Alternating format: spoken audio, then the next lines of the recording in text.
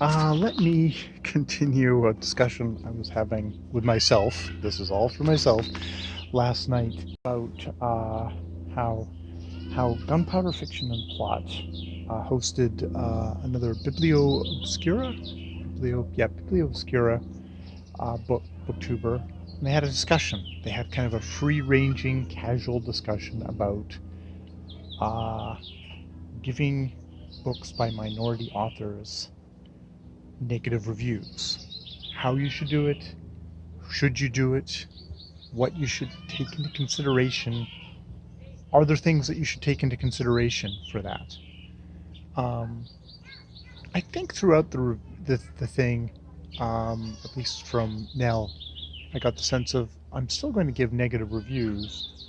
I'm going to say if stuff didn't work for me, but I'm going to try and be cognizant of what of my own blind spots as in her case, a white Australian. Um, and it's funny because I think the first time through I read it, I listened to it twice just because on the thing, because it was just a very kind of wheelie kind of conversation, and I was just trying to take stuff in. It's like there's a lot there that I really agree with. Um, that that as a reader you have to be cognizant of where you are standing looking at something, especially if you're trying to communicate that to someone else. It's a part of saying this book didn't work for me, and these were the reasons why. And what does that say about me as much as what does that say about the book? And those can be really valuable conversations to have, I find, for just myself, and hopefully brings value to what I would present to other people. Um, I think for me, where I think it touched the electrified rail there was there were a couple of comments that were kind of joking, but were kind of were dismissive. Um, there was discussion of people, characterizing some booktubers saying, holding up books and going, I didn't understand this, therefore it's a terrible book.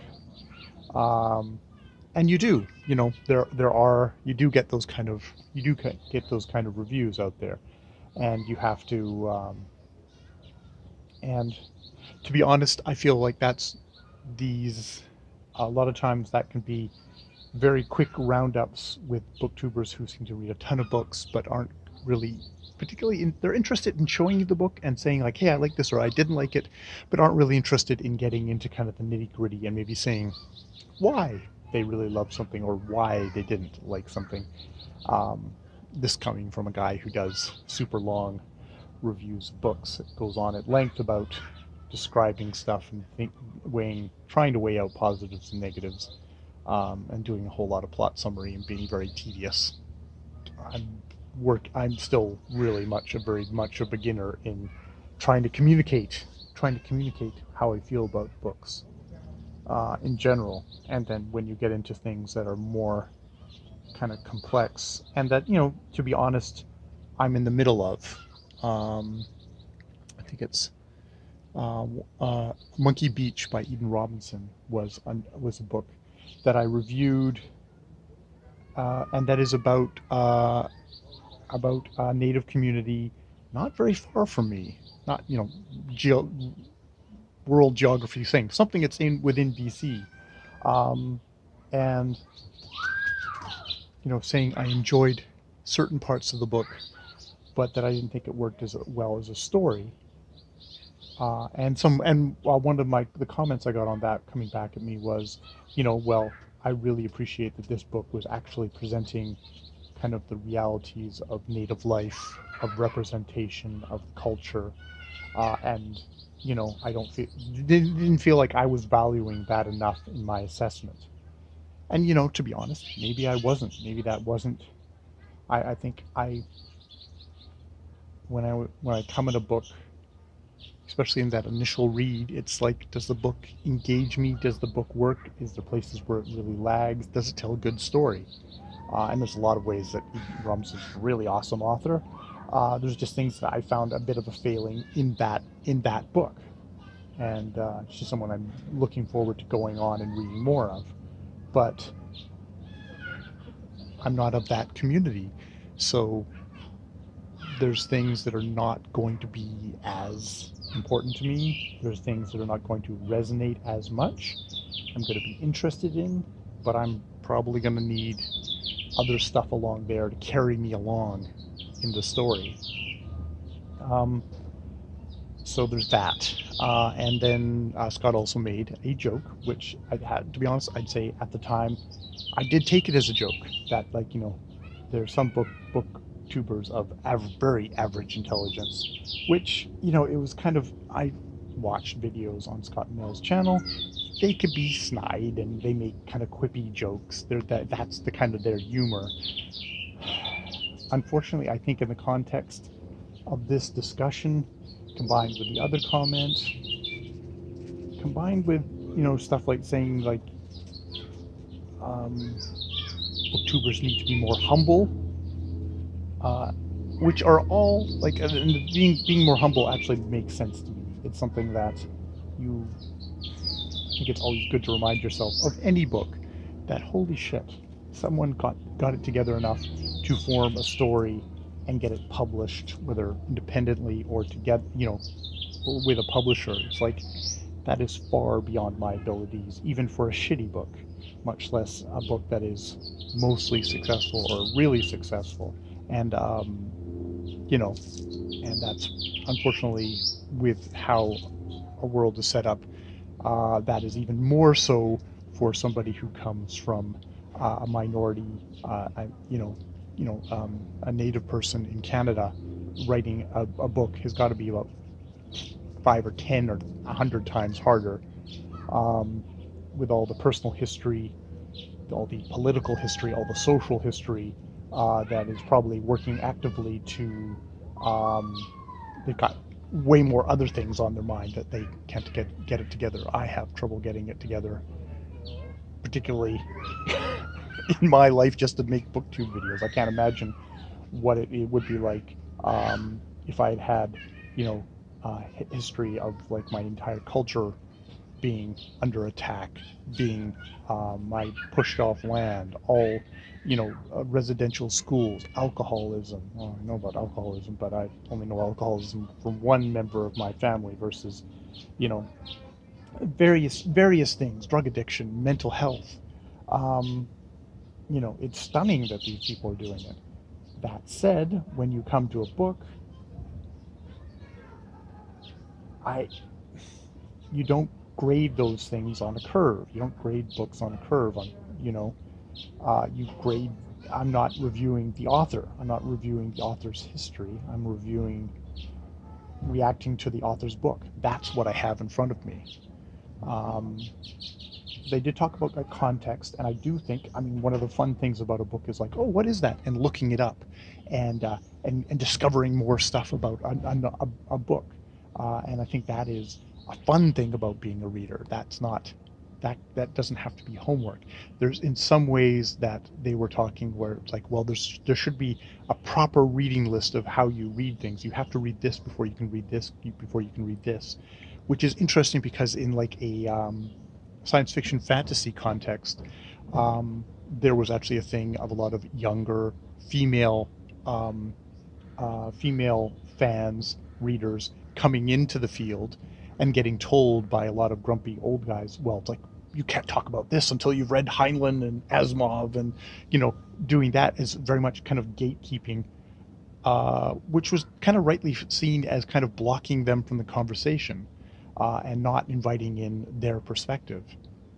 And so there's in a way, because Booktube is such an amateur enterprise for the 99.99% of people here, excluding Steve Donahue, that, you know, we are amateurs. We are going to get books out of order. We're going to read things we know nothing about, and it's going to be a discovery and we're going to make mistakes and we're going to misunderstand things because we are amateurs. And kind of trying to professionalize somebody's amateur hobby entertainment doesn't get taken very well on Booktube. And just also the thing of unfortunately kind of going to Scott's statement, which I think clouds a lot of the other really good points, is just like, a lot of people are like, well, I'm reading Shakespeare, or I'm reading Thomas King or something like that.